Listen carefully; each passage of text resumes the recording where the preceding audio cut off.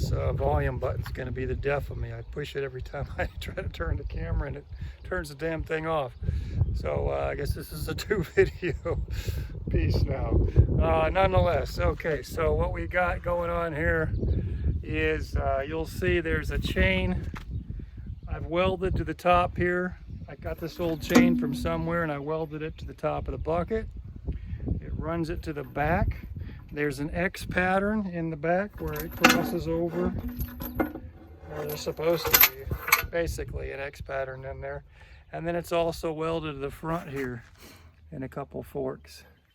And so it's got an X. This side runs through an X to up here, and then this side runs in an X to down there. And then I got one other thing.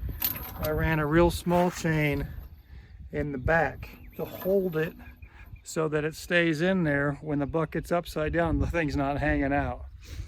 And there's a real small chain in there and 2 bolts holding the whole X pattern back, and the 2 bolts you can see are sticking out here. So let me go ahead and turn this thing on. I'll show you what it looks like hanging upside down. You may not be able to hear me. Maybe if I turn the kill lever off. Try this.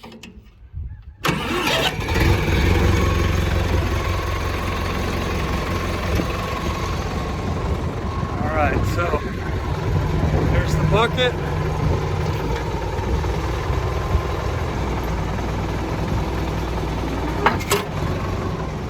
You can see what it looks like with the chains in there all hanging out. Nothing is in the way of the teeth. It's all compacted in there.